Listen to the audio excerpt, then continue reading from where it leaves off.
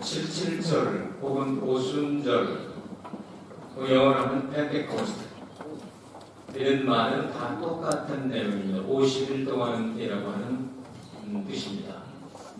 각 나라와 민족마다 고유한 명절이 따로따로 있을 수 있습니다.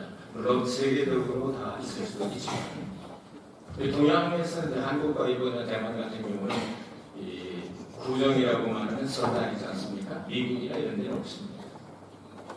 이스라엘에게 주신 하나님의 명절이 어떻게 출발했을까요? 하나님은 노아 홍수를 통하여 기록되지 않은 역사 이전, 노아 홍수 이전을 유사 이전이라고 합니다. 모든 걸 다 쓸어버리고 노아 홍수 이후에 하나님은 여러 민족이 아니라 한 민족, 한 국가를 뽑아서 하나님의 뜻을 대행시키시고 하나님의 계획을 알리기를 원하셨습니다.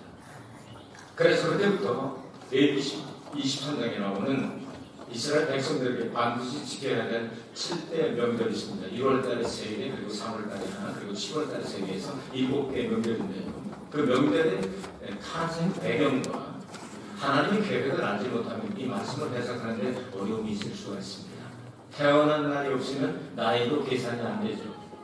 저희 가정은 여러 사람이 한 달에 그냥 나는 그런 일이 있어서 13 식구였는데요. 이제 사회까지 해서 14 식구가 됐는데요. 10명이 12월에서 1월에 그냥 아주 촘촘히 이틀 3일 간격으로 그냥 막 살아나왔어요. 유리카 선생도 막 개나니 유리카 목사가 12월에 나오거든요. 그런데 자기도 손자 뭐든 전부 다 그쪽으로 모아놓고 제 생일이 2월달에 들어있거든요.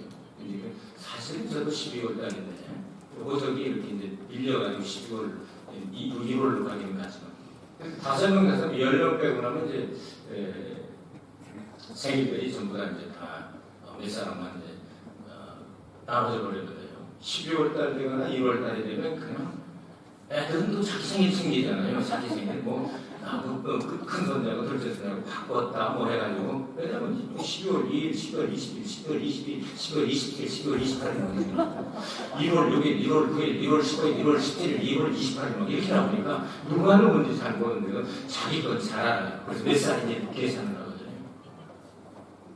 이스라엘 나라를 하나님이 뽑으시고 인류들이 가지고 있는 달력이나 이런 걸 전부 다 싹 무시해버리고 새로운 달을 딱 써주셨습니다. 이것이 바로 시작하는 이스라엘 백성들이 시작되는 달입니다.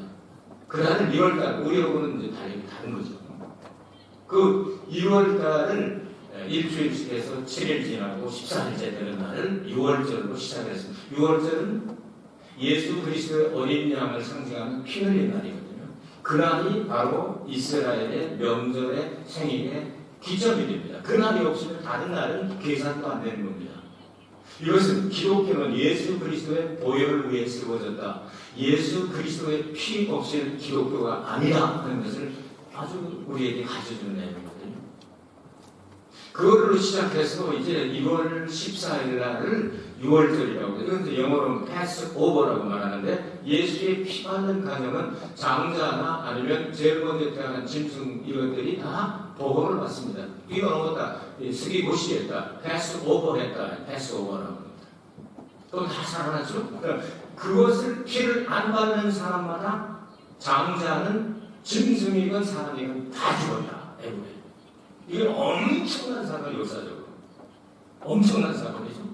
이걸 기점으로 해서 이걸 시작을 하게 되는 겁니다. 그래서 명절은 예수의 피로 시작한다. 그리고 그 다음 날을 초실절이라고 말합니다. 예수님이 부활하심을 나타나죠. 그리고 일주일 동안을 무교병을 먹습니다. 그러니까 누룩 없는 떡, 우리 말하면 백무리떡 같은 거죠. 아무 맛이 없게 하얗게 하는 예수님의 완전하신 인성을 상징할 수 있죠. 그 초실절, 그러니까 6월절 다음날 그 초실절 주일날로부터 시작해서 7주일 동안, 7주일이 49, 그 다음날이 또 주일이죠. 그래서 49일 지나고 다음날 되는 주일날을 가리켜서 오순절 날이라고 합니다. 그 50일 동안 오순절이라고 말하고 7일절이라고도 말하고 펜테코스트라고.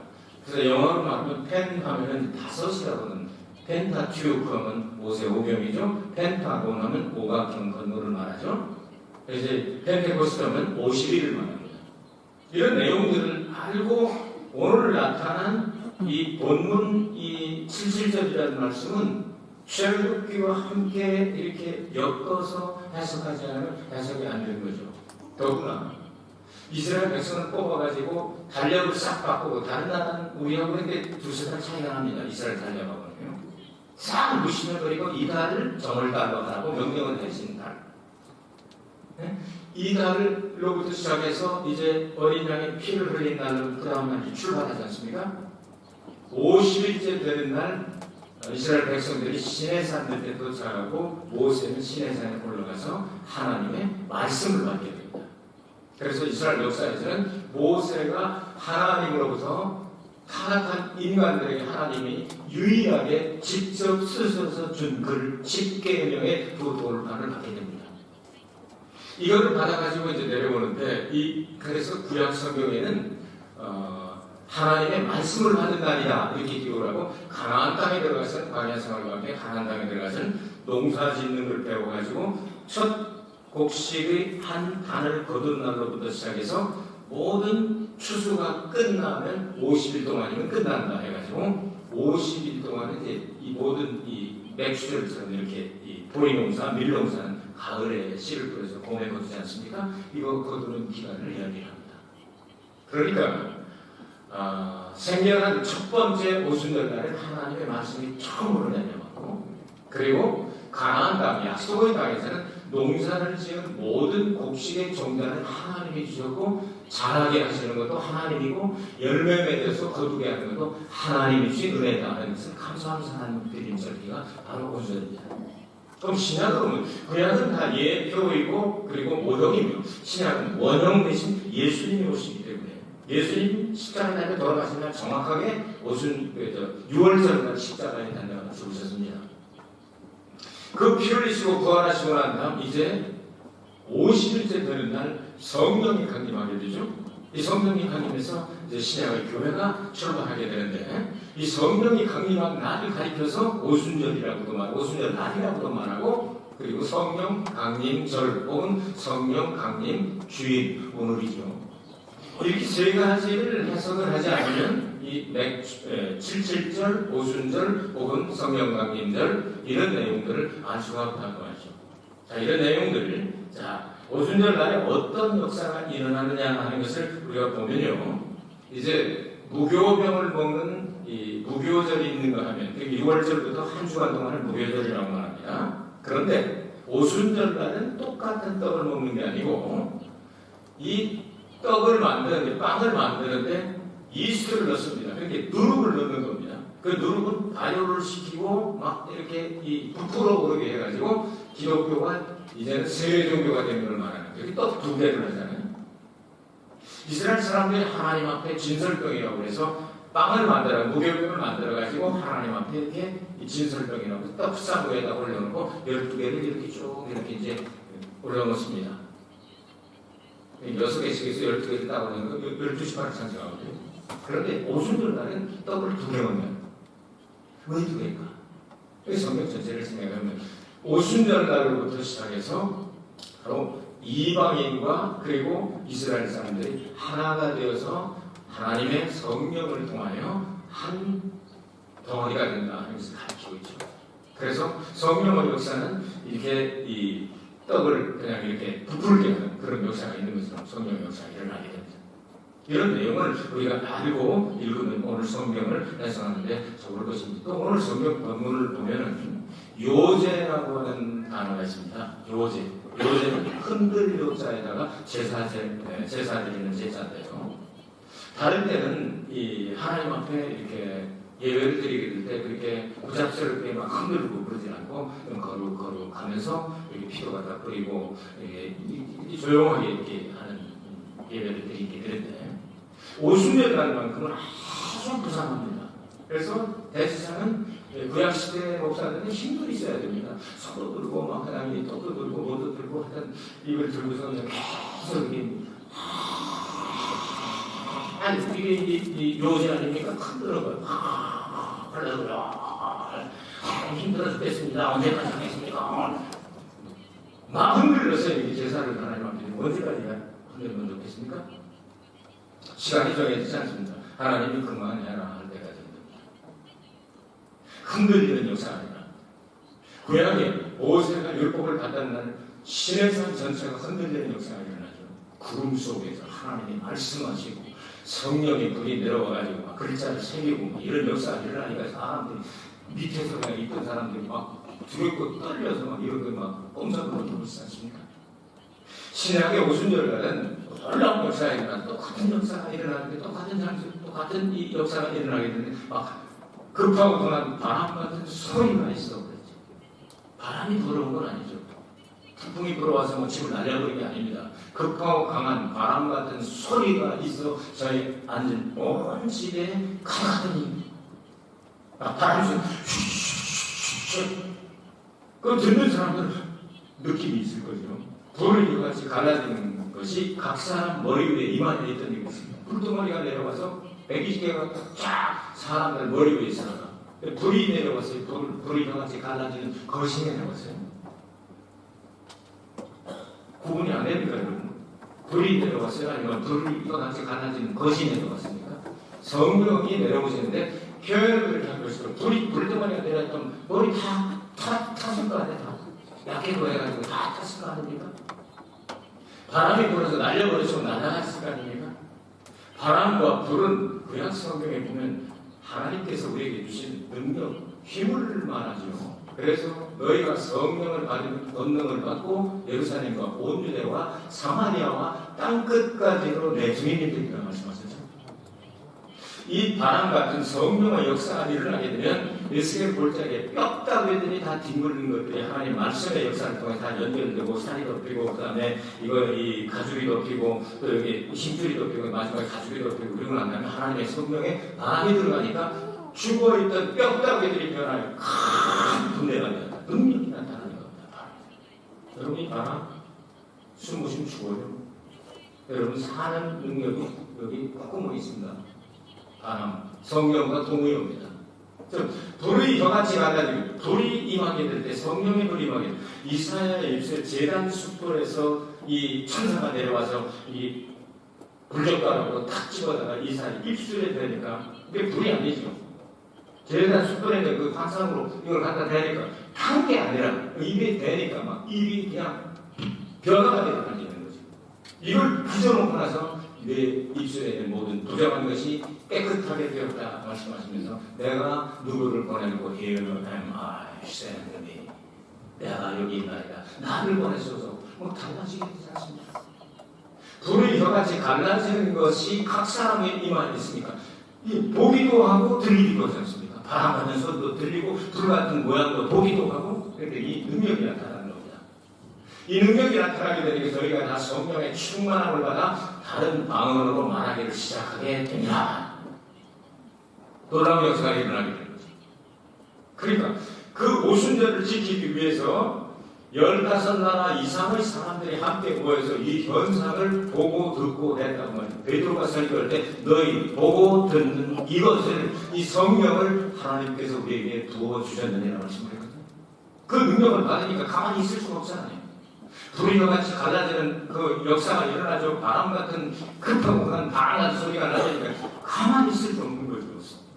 성령이 임하시고 역사가 그렇게 힘있게 나타나니까 막 움직이기 시작하고 불이 같이 갈라지는 것처럼 왜 혀 모양을 했는지 그것은 우리가 알 수 없지만 구약 성경을 통해서 보면 이 하나님의 말씀이 이 성령의 불을 통하여 입술로 나타나게 되는 다른 방언으로 말하기 시작하니까 15나라 사람들이 자기들이 태어난 고향의 말도 다 알아들었더라고 성경은 말씀하고 있습니다. 이런 놀라운 역사가 일어나게 되고 여기 보면은 이 제사의 종류가 많이 여러분 집에 가셔서 공부하시기 바랍니다. 제가 다 정리해놨으니까요. 네, 소제가 있죠. 소제는 곡식으로 감사드리는 제사입니다. 번제라고 하는 것은 싹 떼어서 하나도 남기지 않고 향기로 하나님 앞에 드리는 제사입니다. 그리고 화목제라고 하는 것은 이것은 내장의 기름 부분을 하나님께 드리고 그 다음에 나머지 부분은 또 드린 사람들, 제사 드린 사람들이 먹고 그 다음에 하나님께서 지정하신 아주 좋은 부분은 제사장이 먹고 있어 화목제는 함께 회식하는 겁니다. 이런 제사의 종류가 여러 가지가 나오는데 이런 내용들은 우리가 하나님 앞에 나와서 예배를 드릴 때 이렇게 헌신 예배도 있고 주일 예배도 있고 또 뭐 수요 예배나 금요 예배도 있고 이렇게 여러 가지 예배 종류를 생각할 수가 있을 거예요. 여기에 나오는 뭐 양이나 소나 이런 모든 것 다 의미가 있어. 죄를 없애기 위한 속죄제도 있고 번제도 있고 화목제도 있고 소제도 있고 여러 가지가 나옵니다. 이런 것들은 구약 시대로부터 하나님께서 이스라엘 백성들을 뽑으셔가지고 달력도 하나님의 달력을 주면서 이 달을 1월 달로 하라 하면서 다른 나라하고 전혀 관계없이 하나님 시킨 대로 해라 하고 출발을 시켰습니다. 그럼 구약의 모순들은 시내산의 성회가 벌어졌을 때 어떤 역사가 일어났습니까? 위에서는 하나님의 율법을 새겨진 돌판을 십계명을 받은 돌판을 앞뒤로 써져 있는 돌판을 받아가지고 내려오고 있는데 밑에서는 모세가 40일 동안 단식을 하면서 안 내려오니까 모세가 죽었다. 산꼭대기에 올라가서 40일 동안 단식을 하고 산 사람이 누가 있냐 해가지고 백성들 가운데 동요가 일어나기 시작하고 아론이 그것을 말리지 못해가지고 결국은 우리가 신을 만들자 해서 우상을 만드는데 애굽에서 수백 년 동안 보아왔던 당시의 세계 최대의 문명의 나라에서 늘 그 제사드리는 걸 보아하지 않습니까? 애굽 한번 가보시기 바랍니다. 거기는 살아서도 있지만 죽음의 문화이기 때문에 왕의 계곡 같은 데 가면요 지금도 이렇게 발굴을 하게 되는데 엄청난 그 무덤들이 막 있습니다. 왕의 계곡 죽음의 문화예요. 그리고 신전이 카르락 신전 같은 건 엄청납니다. 여러분 룩소스라고 데 가면 이런 엄청난 것들을 보면서 살았지 않습니까? 이스라엘에서 430년 동안 살았으니까 야 우리도 저런 거 해보면 뻔하겠다 생각을 하고 아론을 꼬드겨가지고 이 사람들이 막 나가지고 우리도 하자 그런데 거기서 섬기는 신 가운데 아피스라고 하는 신이 그게 뭐냐면 성스러운 소다 이거예요. 인도가 소를 먹지 않는 것처럼 애국 사람들은 소를 굉장히 신으로 섬겨서 그래서 이 가축을 그냥 다 죽여버리는 멸망을 내리기도 하고 그러지 않습니까? 모세 때. 그런데 이 금송아지를 딱 만들어 놓고 이걸 이제 섬기면서 모세는 죽었으니까 이게 신이다 하고 유턴해가지고 애국으로 내려가기 시작하는 겁니다. 이런 꼬라지를 보고 하나님께서 너무나도 화가 나셨죠?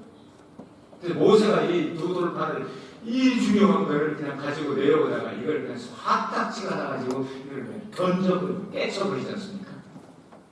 모세를 통해서는 하나님의 말씀을 이룰 수도 없고 완성될 수가 없고 그래서 하나님이 다시 써주시죠. 신약을 강조하죠.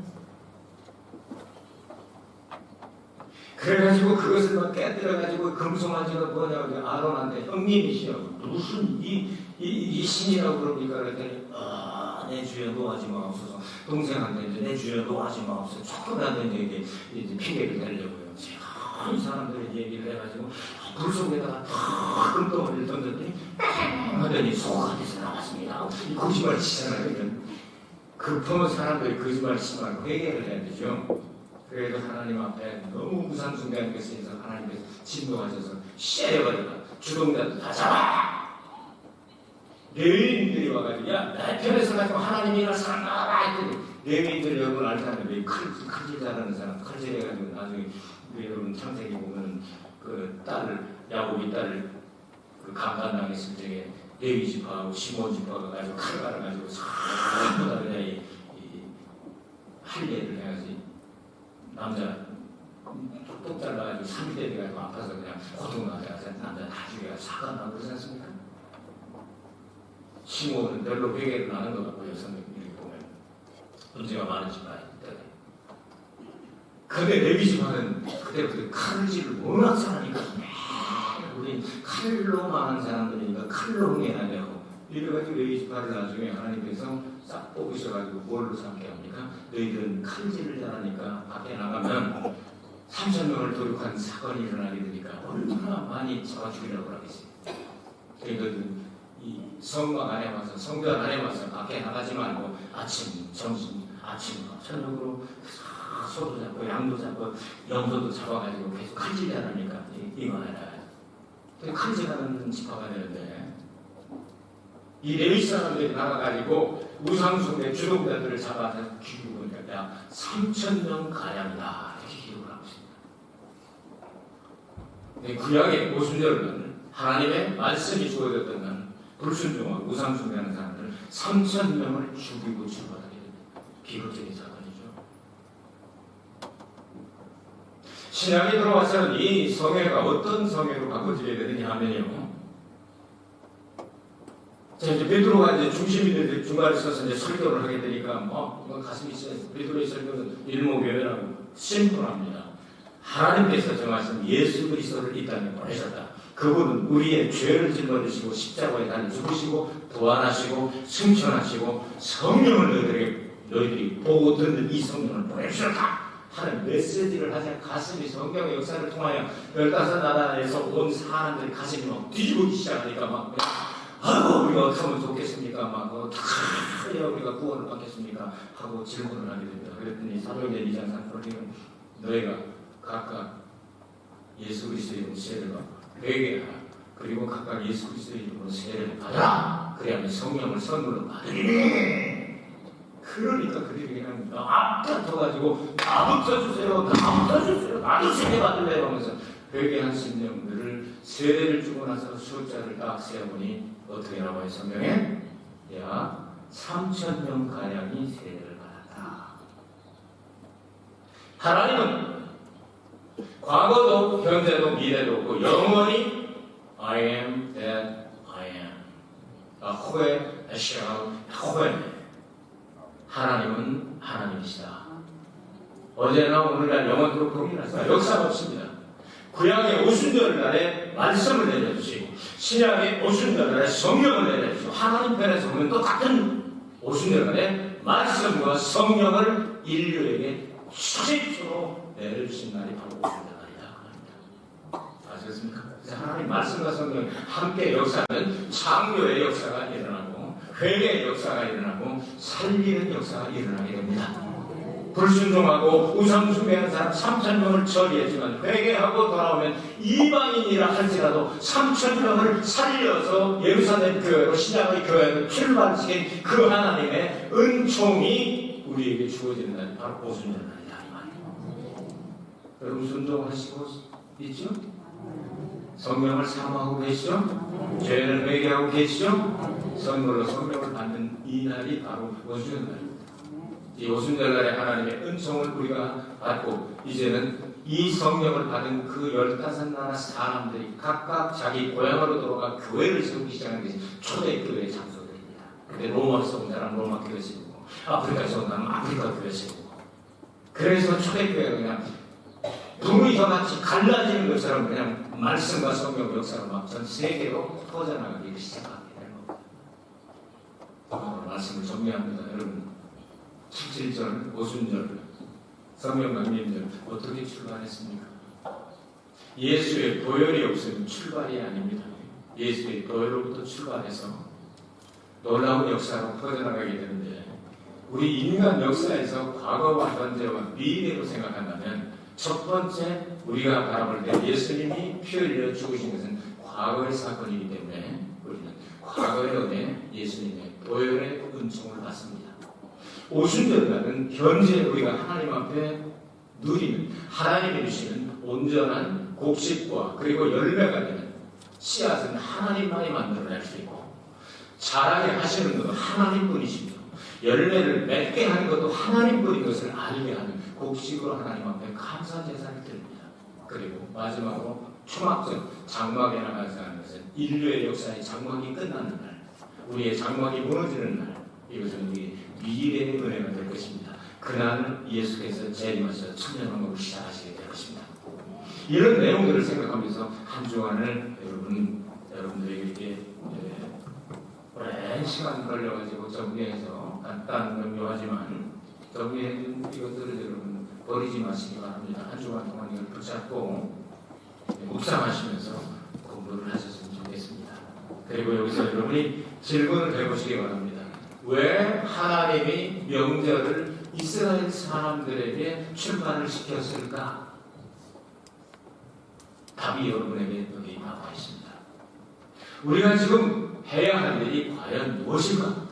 하나님 앞에 오순절날 예배를 어떻게 드려야 되냐. 오순절날 흔들어서 드리라고 해야 되는 우리의 사상, 우리의 쌓아놓은 것, 우리의 생각, 모든 것들을 다 흔들어서 하나님께서 연락하실 수 있는 하나님 앞에 예배를 드려야 될 것입니다.